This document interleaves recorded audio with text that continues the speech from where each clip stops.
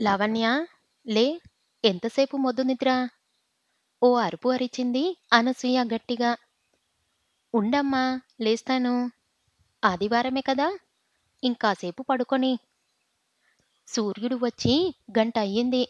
బద్ధకం చాలు. ఆయనకి పనిపాట లేదు. ఉదయమే వచ్చేస్తాడు. ఆదివారం కాస్త లేటుగా రావచ్చు కదా. బద్ధకంగా లేచింది లావణ్య. ఏరా తమ్ముడు, అప్పుడే మొదలుపెట్టేశావా? బట్టలు మడత పెడుతున్న తమ్ముణ్ణి చూస్తూ అంది. చాల్లే, కూసేగాడిదొచ్చి మోసేగాడిదను చెడగొట్టినట్లు నువ్వు లేవడమే లేటు. తమ్ముడితో వెటకారమొకటి. తొందరగా బ్రష్ చేసి బజారుకు వెళ్ళి కూరలు తీసుకురా. ఈరోజు వంట నీదే. ఏం వండుతావో చూస్తాను అంది అనసూయ. చూడు నాన్నా, అమ్మ అప్పుడే మొదలుపెట్టేసింది. ఆ, మధ్యలో మీ నాన్న వచ్చి తీర్పు ఇస్తారు.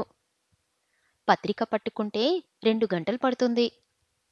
గట్టిగా భర్తకు వినపడాలని అంది, బిందెలో నీళ్ళు వాటరు ఫిల్టర్లో పోస్తూ.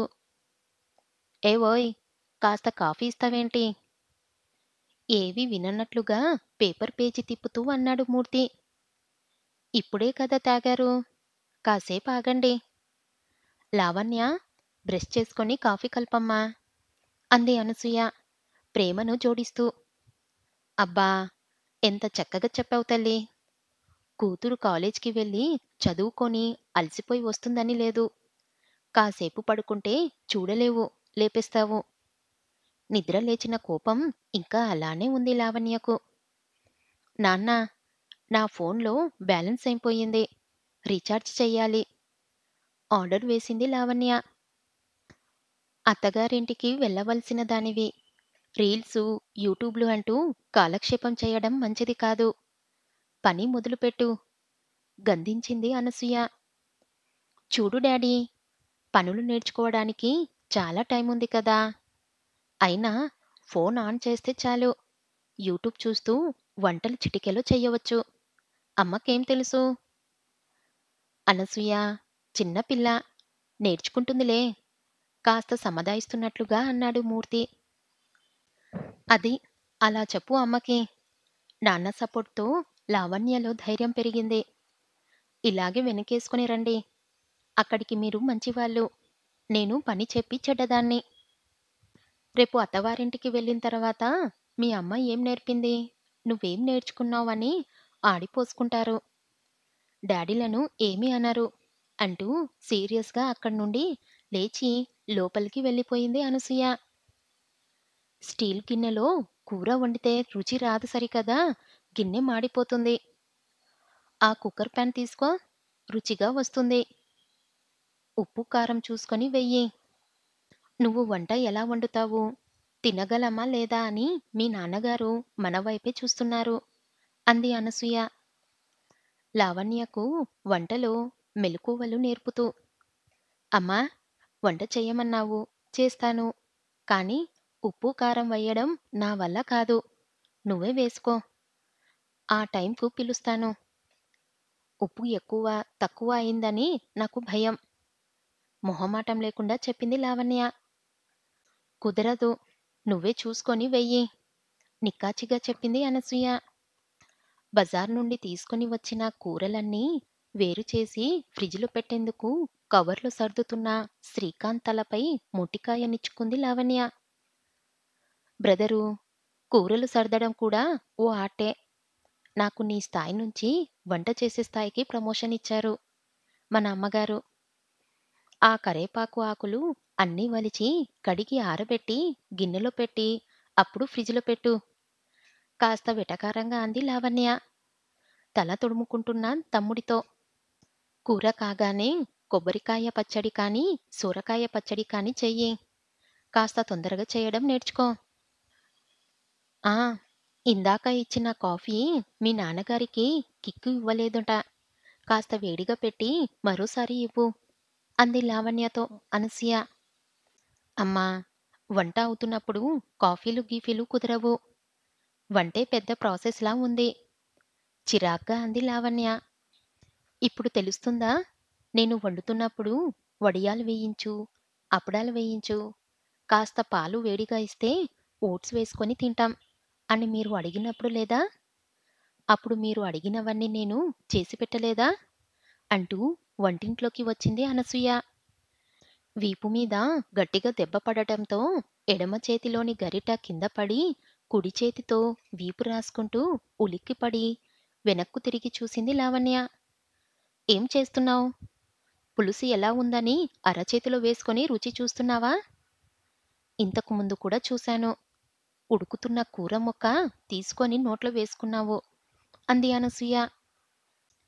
అది అది ఉప్పు సరిపోయిందా లేదా అని చూస్తున్నాను వీపు రాసుకుంటూ అంది లావణ్య. అది చాలా తప్పు. అలా రుచి చూడటం పద్ధతి కాదు లావణ్య. అంచనాగా చూసుకొని వేసుకోవాలే కానీ ఇలా రుచి చూడకూడదు. రేపు మడిగా వంటలు చేసుకోవాల్సి రావచ్చు. ఉపవాసాలు ఉండి వండాల్సి రావచ్చు. అయినా ఒకరికి వడ్డించేది మనం ఎంగిలి చెయ్యకూడదు. ఉప్పు ఎక్కువ అవ్వని, తక్కువ అవ్వని పని మీద దృష్టి పెట్టి చేస్తే అన్నీ బానే ఉంటాయి. అర్థమైందా? కాస్త గట్టిగానే కళ్ళెర్ర చేసింది అనసూయ. ఆ దెబ్బకు వంట మధ్యలోనే వదిలేసి మంచం పైకి వెళ్ళి మూడంకె వేసి పడుకుంది లావణ్య. లావణ్య, రేపు నా బర్త్‌డే. సాయంత్రం మన కొలీగ్స్ అందరం డిన్నర్‌కు వెళ్దాం. నువ్వు తప్పక రావాలి అంది స్మిత ఆఫీస్ మెట్లు దిగుతూ. లేదే, నాకు కుదరదు. ఇంటికి వెళ్ళాలి. అమ్మ ఒప్పుకోదు. ఓ పద్ధతి పాడు లేదు అంటూ చంపుకొని తింటుంది చిరాకుగానే అంది లావణ్య. అలా అంటవేంటే? ఆశ్చర్యంగా అంది స్మిత. నిజమేనే. ఇంటర్ వరకు ఏమీ అనలేదు. కానీ డిగ్రీకి వచ్చిన దగ్గర నుండి అది చెయ్, ఇది చెయ్ అని ఒకటే గోల. రేపు అత్తవారింటికి వెళ్ళాక ఇలా ఉండాలి, అలా ఉండాలి, పనులన్నీ వచ్చి ఉండాలి అంటూ ఆ ఉండాలి అనే దగ్గరే ఉండిపోయింది మా అమ్మ అంది నిట్టూరుస్తూ. ఇప్పుడు ఎలా ఉన్నామో పెళ్ళైన తర్వాత కూడా అలాగే ఉంటాం.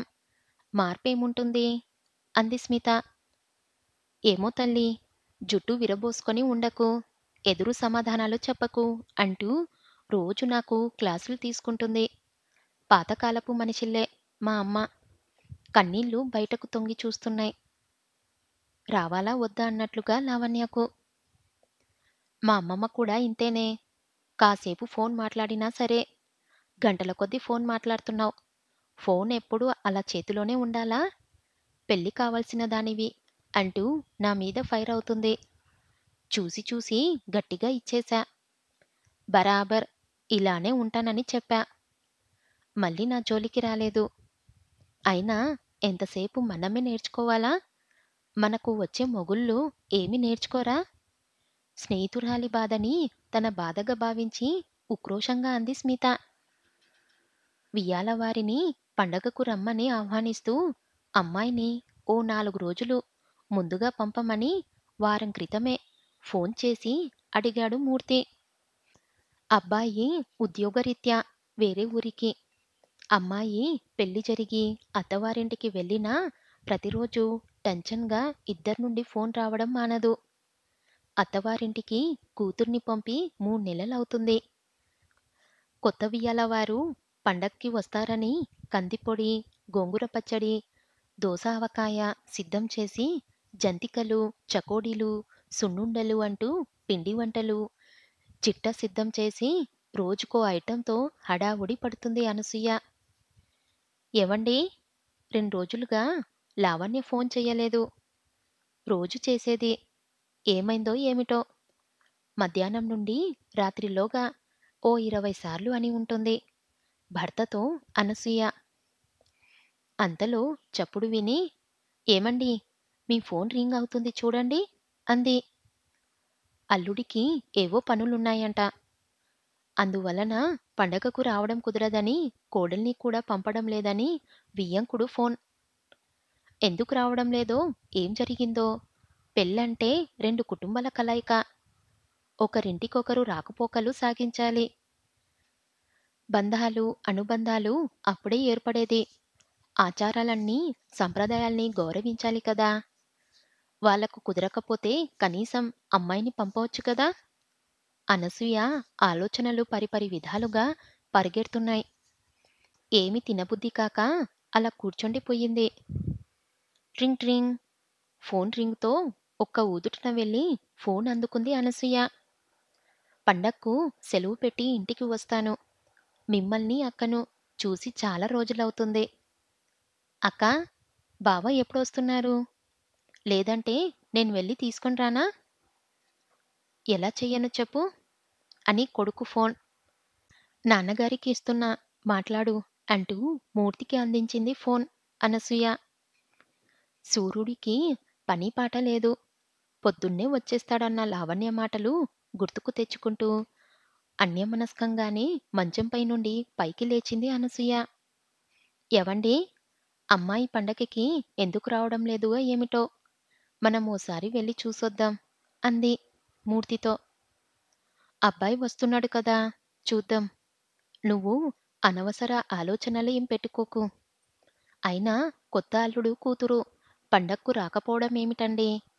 విడ్డూరం కాకపోతే. పోనీ అల్లుడికి పని ఉంటే అమ్మాయిని తీసుకొని వెళ్ళమంటే తీసుకొని వద్దుం కదా! నేను ఫోన్ చేద్దామంటే ఏ పనిలో ఉంటుందో అదే చేస్తుంది కదా అని చెయ్యడం లేదు. రాత్రంతా ఆలోచనలతోనే గడిచిపోయింది అనసూయకు. నిద్ర లేవగానే అబ్బాయికి కాల్ చేద్దామని ఫోన్ అందుకుంది. లావణ్య నుండి మెసేజ్. ఆత్రంగా ఓపెన్ చేసింది అనసూయ. అమ్మా, నేను పండక్కు రావడం లేదని దిగులు పడుతున్నావా? అయినా నీ దగ్గరకు ఎప్పుడొస్తే అప్పుడే పండగ కదా! చీరఫమ్మా. ముందుగా నీకు మనస్ఫూర్తిగా సారీ చెప్పాలి. అప్పట్లో ప్రతిరోజు కాలేజీ నుంచి రాగానే అది చెయ్యి, ఇది చెయ్యి అంటూ ఏదో ఒక పని చెప్పేదానివి. ఇక ఆదివారం వస్తే చాలు, నా చేత, తమ్ముడి చేత ఇంటి పని, వంట పని అంతా చేయించేదానివి. ఎవ్వరూ తోడు లేకుండా బజారుకు పంపించి కూరలు తీసుకురమ్మనేదానివి. వంకాయలు మెత్తగా ఉండాలి. గట్టిగా ఉంటే గింజలుంటాయి. దొండకాయలు గట్టిగా ఉండాలి అంటూ నువ్వు చెప్పి పంపిస్తూ ఉంటే నేను చాలాసార్లు నిన్ను తిట్టుకునేదాన్ని. ఇంత చాదస్తపు అమ్మ ఎక్కడా ఉండదని. అసలు ఆదివారం వస్తుందంటేనే విసుగ్గా ఉండేది. పాలు పొంగిపోతూ ఉంటే నువ్వు అరిచే అరుపులకు, కూర మాడకుండా ప్రతిక్షణం నువ్వు చేసే హెచ్చరికలు చిరాకు వేసి నీ మీద చాలాసార్లు అరిచేదాన్ని. నేను, తమ్ముడు కూడా. నువ్వు రాక్షసివంటూ మాట్లాడుకునేవాళ్ళం. నాన్న మధ్యలో మాకు సపోర్ట్ చేస్తూ ఉంటే, మీరు మధ్యలో మాట్లాడకండి అంటూ నువ్వు నాన్నకు నోరు మూయిస్తూ ఉంటే, అమ్మ కన్నా నాన్న చాలా మంచివాడని మాకు ఆ రోజుల్లో అనిపించేది. అమ్మా, ఇప్పుడు నీకు 2 చేతులెత్తి మొక్కాలనిపిస్తుంది. అత్తగారింటికి వచ్చిన తరువాత ఉద్యోగంతో పాటు ఆఫీస్ నుండి రాగానే నేనే అందరికీ కాఫీ పెట్టి ఇవ్వాలి. రాత్రి వంటింటి డ్యూటీ నాదే. వంట లేదా టిఫిన్, రకరకాల చట్నీలు చేసి పెట్టడం, వంటిల్లంతా నీటుగా సర్దడం. ఈ ఓపిక ఎక్కడ్నుంచి వచ్చిందో తెలుసా? నీ నుండే. ఈ పనులన్నీ నాకు చాలా సులువుగా ఉన్నాయమ్మా. ఎక్కడ ఏమి తడమకుండా ఆవలిల్లగా నేను పనులు చేస్తూ ఉంటే మా అత్తగారు ఆశ్చర్యపోతూ, "ఈ రోజుల్లో పిల్లలకు కాఫీ కలపడం కూడా రాదు. మీ అమ్మగారు పనులన్నీ ఎంత బాగా నేర్పించారు" అంటూ ప్రతి నిమిషం నిన్ను పొగుడుతూ ఉంటే నాకు చాలా ఆనందంగా, ఎంతో గర్వంగా ఉంది. అమ్మా, నువ్వు ఒక గురువులా ఇంటి పని, వంట పనే కాదు, ఒంటరిగా వెళ్ళి సామాన్లు తీసుకురావడం, నిర్ణయాలు తీసుకోవడం, ధైర్యంగా ఉండటం, సమాజంలో ఎలా మెలగాలి, ఎలా ఎదగాలి అన్నీ నేర్పావు. నా కూతుర్ని, కొడుకుని ఎవ్వరూ ఒక్క మాట కూడా అనడానికి అవకాశం లేకుండా పెంచుతాను అని నువ్వు నాన్నతో అంటున్నప్పుడు నీ మనసు ఎంతో కఠినమనుకున్నాం కానీ, ముందు చూపుతో నాకు, తమ్ముడికి నువ్వు నేర్పిన పనులు, అలవాటు చేసిన ఓర్పు తలుచుకుంటూ ఉంటే ఇప్పుడనిపిస్తుందమ్మా, నువ్వు మా భవిష్యత్తును ముందుగా చూశావేమోనని. అప్పుడు బాధగా అనిపించిన విషయాలు ఇప్పుడు ఆనందాన్ని ఇస్తున్నాయి. ప్రతి పని ఒక ఎంజాయ్‌మెంట్‌లా ఉంది నాకు.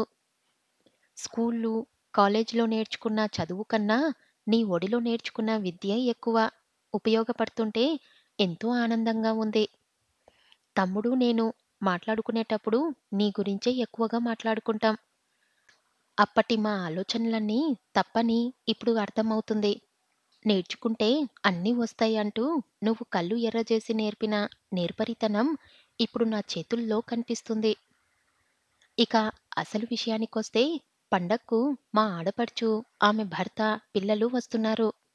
అత్తయ్య ఒక్కరే చేసుకోలేరు. అందుకే మేము 4 రోజులు ఆలస్యంగా వస్తాం. తమ్ముడితో కూడా మాట్లాడాను. మేం వచ్చే వరకు ఉంటానన్నాడు. హ్యాపీయే కదా! నిన్ను చూడాలని, కొత్త కాపురంలో నా అనుభవాలన్నీ నీతో పంచుకోవాలని ఎంతో ఆతృతంగా ఉందమ్మా. మా వారు, అత్తమామలు నా పనితనాన్ని, ఓపికని మెచ్చుకుంటున్నప్పుడల్లా అత్తవారింట్లో మంచి పేరు తెచ్చుకోకపోయినా చెడ్డ పేరు తీసుకురావద్దని నువ్వన్న మాటలే గుర్తుకొస్తున్నాయి నాకు. మరో జన్మంటూ ఉంటే మళ్ళీ నీకే పుట్టాలని కోరుకుంటూ